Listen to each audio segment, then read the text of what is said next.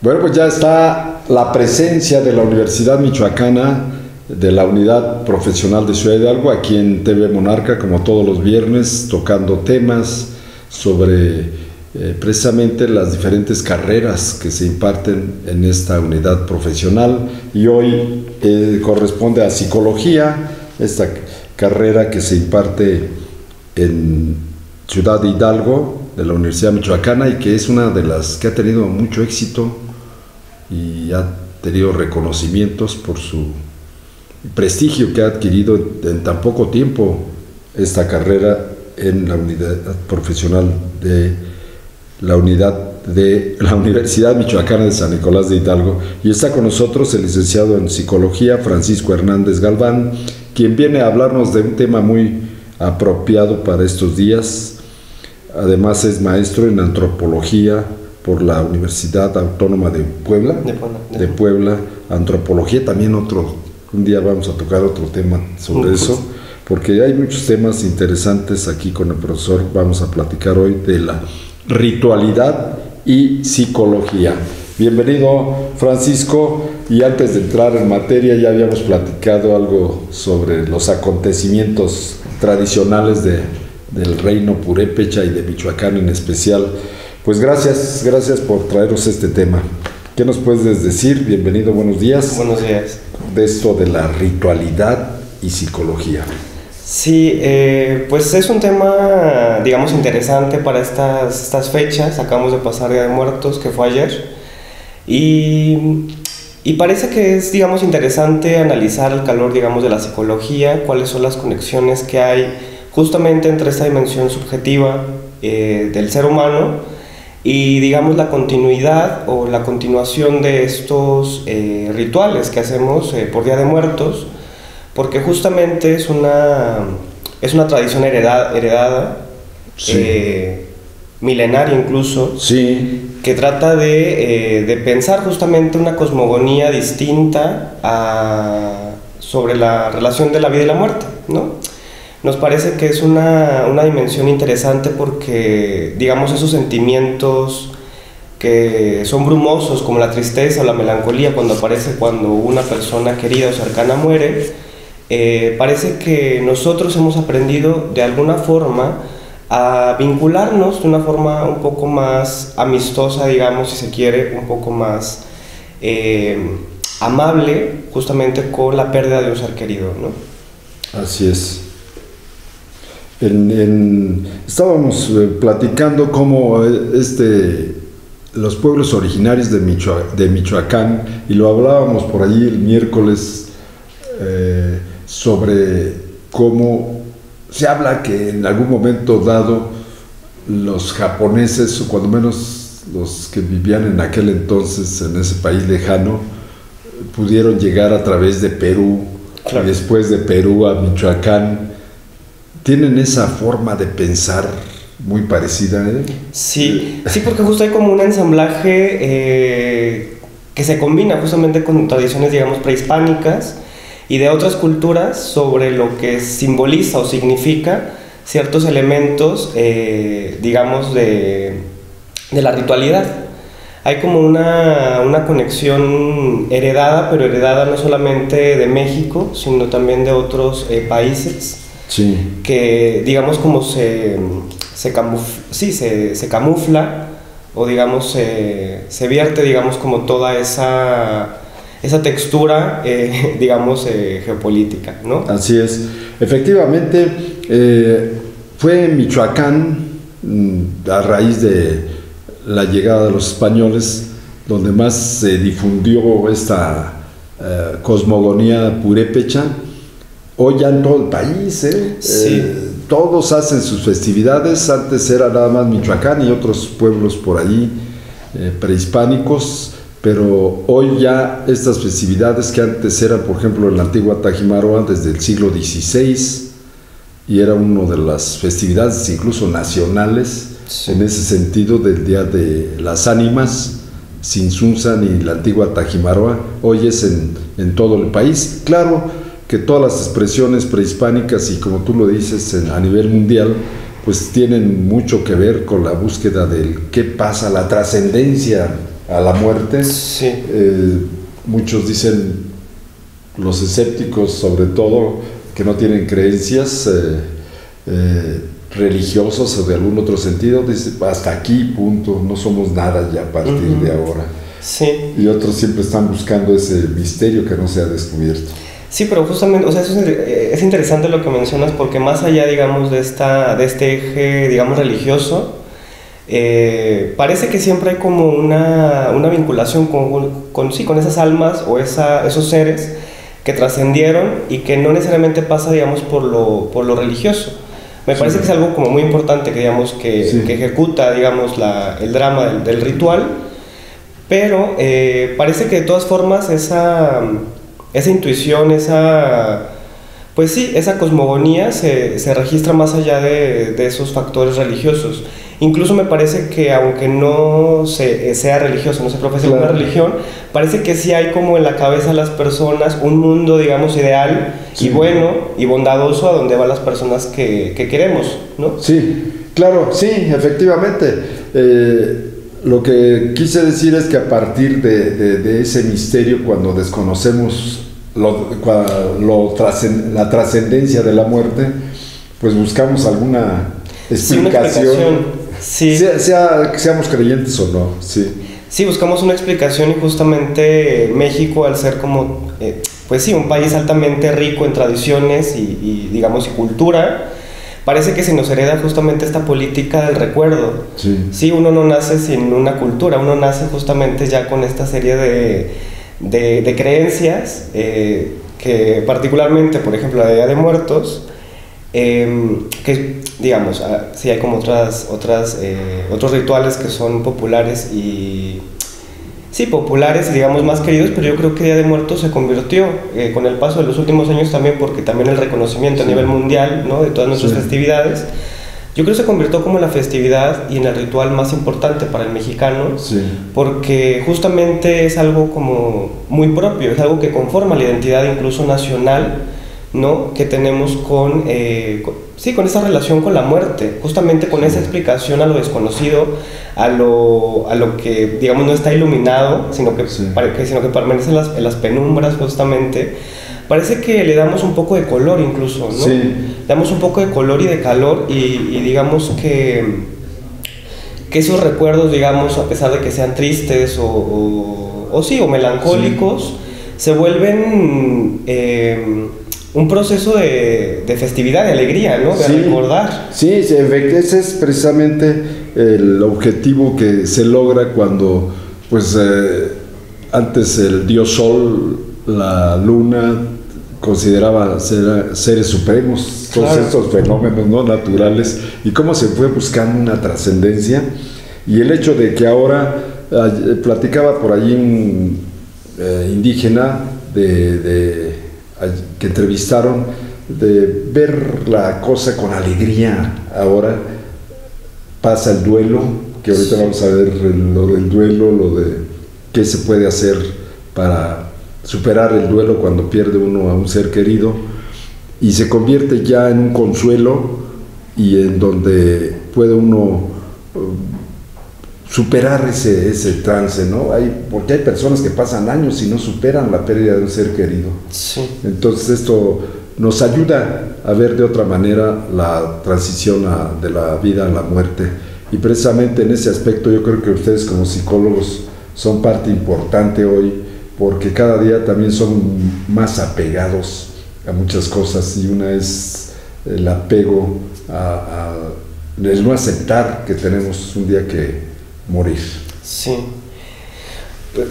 Es un tema bastante complicado porque, o sea, como dices, hay personas que, o sea, pensando como en el ritual de Día de Muerte, de Día de Muertos, que digamos que nacemos ya, digamos, con esta tradición establecida,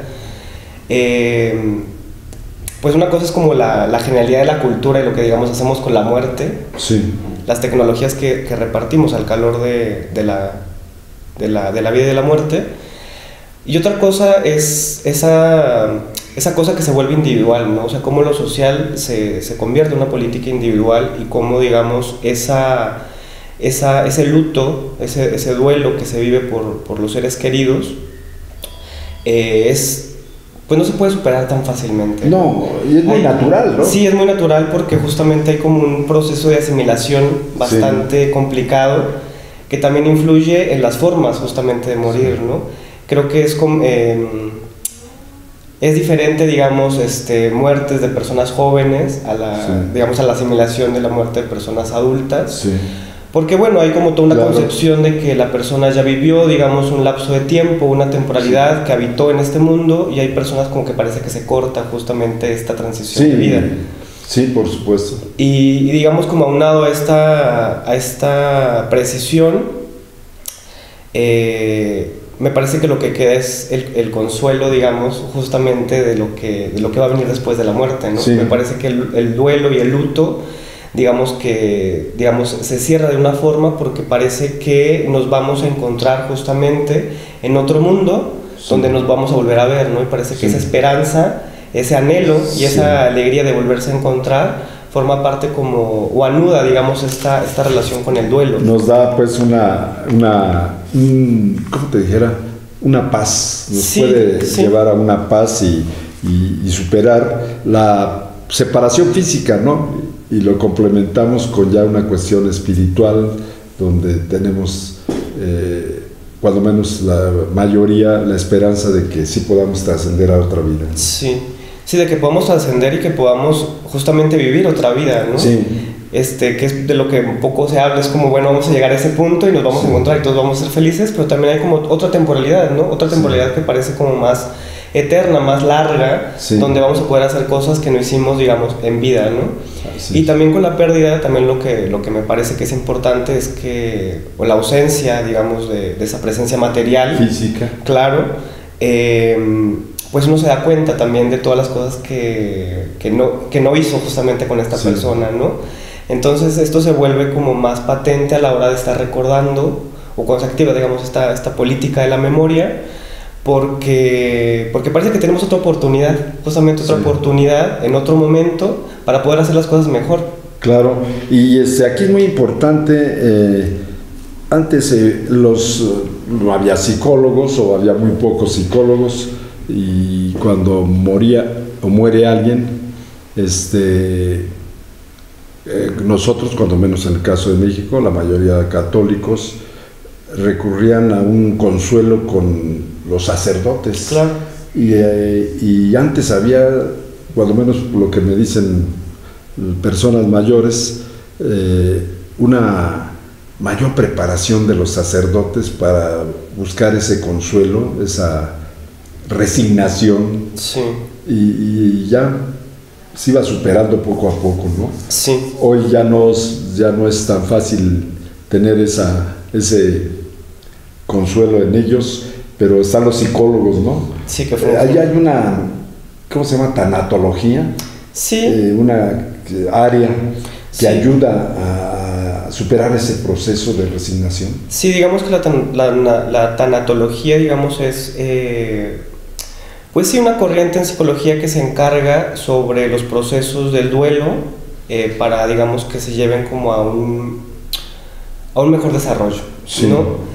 Justamente esto que comentas por ejemplo, de los sacerdotes, también hay como una labor con la palabra, justamente, una labor con el discurso que, digamos, en psicología se va como desentrañando y se va desarmando y se va destejiendo, digamos, todo eso que está como anudado, para darle como una mayor claridad, porque a veces creo que nos sentimos mal, y eso ya es demasiado, ¿no? Sí. Siempre se nos exige como que estemos bien y, bueno, estas cosas. Una salida claro.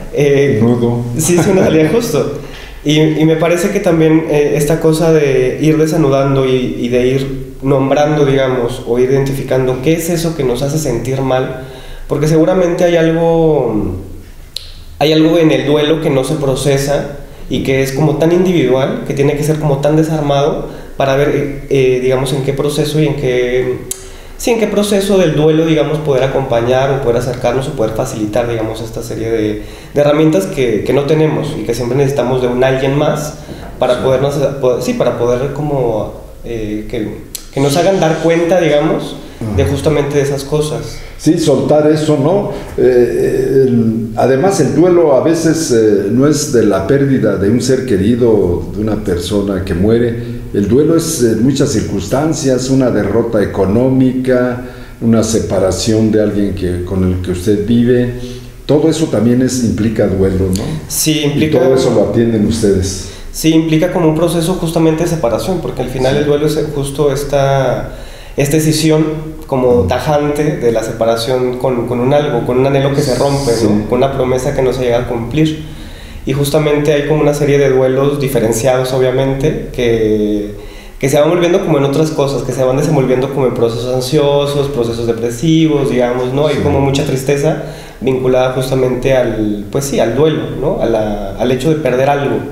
Sí, fíjate que no recuerdo, había un proyecto de este tipo de psicología, no recuerdo el nombre, donde se hacía un proceso de platicar todo con una persona de confianza, todo lo que... No, pues es que yo tengo pesadillas, y a mí me pasaba con una cuestión que me dolió mucho, y era recurrente. Todavía después de 30 años, soñaba que me estaba sucediendo eso. Híjole, pues. Y hasta que por allí una persona, un psicólogo, me dice, es que necesitas echar para afuera eso, platica con alguien, tu confianza, si no quieres venir conmigo, alguien que de veras, y echa afuera todo eso, dile, platícale, grítale lo que tú quieras sobre ese problema que traes. Y funcionó, fíjate. Sí. Jamás volví a tener esa pesadilla. Sí, porque hay como una serie como de elementos guardan, que, ¿no? Sí, que tratamos como de reprimir, porque también, también son sentimientos que no son tan lindos, ¿no? Sí. Sentir justamente, entonces tratamos como de irlos tapando como una especie de válvula que tratamos como de olvidar, pero que a nivel inconsciente, digamos, aparecen, ¿no? Sí. Aparece como esos fantasmas, esas fantasmagorías, esas alusiones a esos recuerdos, que pues digo, la conciencia es potente, ¿no? Claro. Entonces uno puede decidir olvidar, pero la conciencia dice, pues no, eso no va a ocurrir, ¿no? Así es. ¿Tú en qué caso recomiendas y a qué personas, a niños, jóvenes, todos en algún momento tenemos que recurrir a la tanatología? Sí, bueno, la tanatología, yo más que la tanatología, yo tal vez recomendaría como digamos, el uso y la búsqueda, digamos, de psicólogos. Sí. No necesariamente todos son terapeutas o se dedican a la clínica, pero hay como una formación justamente para poder, lo que mencionas, justamente hablar y poder ayudar a las personas en procesos dolorosos. Traumáticos. Claro, y justamente en particular con la tanatología sí está muy vinculada con la muerte, justamente. Sí. Entonces, si personas que estén tratando o que no puedan, digamos, no necesariamente que no puedan, sino o que quieran llevar como un proceso más saludable también, sí, acompañado, yo lo recomendaría. Pero en general, a toda la sociedad, en general, a toda la sociedad, pues recomiendo como la búsqueda de psicólogos para que podamos llevar como procesos más saludables, ¿no? Sí. Efectivamente, son tantos los temas en este aspecto, ¿verdad? Sí. Hay muchas especialidades de ustedes. Sí. Tú estaba viendo que tienes una maestría en antropología. ¿En qué, así brevemente, porque ya se nos vino el tiempo encima, son temas muy interesantes? La antropología, ¿para qué te sirve y le sirve a tus pacientes? Sí, soy una maestría en antropología, pero me dedico un poco más soy investigador, me dedico más a la investigación. Sí. Entonces, la antropología justamente, se vincula mucho con la psicología porque ayuda a comprender justamente esos fenómenos sociales, sí, que están como tan sedimentados, como tan propios, que parece que no hay nada como que ver a la luz, digamos. Y ayuda a comprender justamente como esta serie de rituales y ritos que pasamos todas las personas a lo largo de la vida cotidiana y en momentos como muy trascendentales, para comprender esos elementos de cosmovisión, de identidad y de...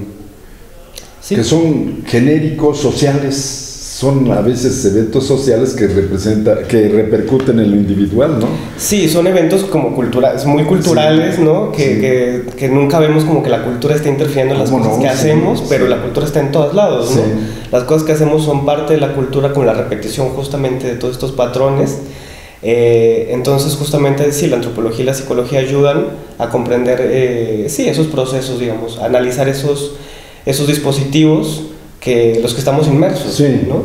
Sí, sí, no, pues todos los fenómenos sociales repercuten, ¿no? Ya ves hoy el egoísmo tan exacerbado que está viviendo la sociedad, sí, en estas décadas últimas, ¿no? Un egoísmo tremendo, el consumismo, lo que da. Sí, que todo esto, justamente estas dos cosas que comentas son justo de una sociedad hiperindividualista, justamente, sí, ¿no? El valor de un capitalismo voraz, digamos que también influye justamente esas dinámicas de consumo y de productos, influyen en cómo nos comportamos justamente, ¿no? Nosotros, sí, y con las personas.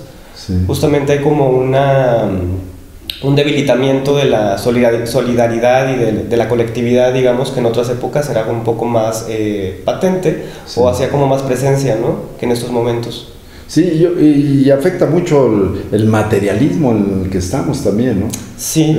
La pérdida de valores humanos, todo eso, estamos en una crisis tremenda, sí, mundial en cuestión de valores. Ojalá que pronto podamos superarlo, ¿no? Pues tratamos de hacer pequeñas cosas justamente, ¿no? Pequeños pasitos para ir para allá, por ese camino. Es asombroso lo que nos pasa con este conflicto judío y palestino, ¿no? ¿Cómo llegar a esos extremos donde ya la vida humana es úsese y tírese? Sí. Tremendo. Sí. Así es que tienen mucho que hacer ustedes. Sí. Sí, sí, igual que los maestros y los padres de familia, pero pues hay que acudir a ayuda siempre. Sí. Porque luego a veces no queremos, ¿no? No, nos cuesta mucho trabajo. Creo que el ser humano le cuesta mucho trabajo aceptar que necesita de alguien más, ¿no? Sí. Justamente porque nos han enseñado, nos han educado a que somos pues personas autónomas, ¿no? Sí. Y creo que al contrario, somos personas tan sociales y tan colectivizadas que necesitamos siempre la ayuda de alguien más, ¿no? Sí. Incluso lo que decías, o sea, tal vez no la ayuda de o sea, sí, vayan al psicólogo, sí, pero también justamente con personas muy de confianza que podemos contarle justamente todos estos nuevos por los que estamos pasando, sí, ayuda, ¿no? Sí. Y funciona. Claro, el riesgo de que lo hagan con algún amigo, familiares que por ahí les pueda contestar algo, decir algo que en lugar de ayudarles les pueda agravar el asunto. Por eso aquí con profesionales, ¿eh? Claro. Y todos tenemos algo que decirle a un psicólogo. Pues gracias aquí a Francisco Hernández Galván por su presencia y temas muy interesantes, como siempre, lo que nos traen los psicólogos y profesores de la Unidad Profesional de Ciudad Hidalgo. Gracias. No, muchas gracias a ustedes. Regresamos en un momento.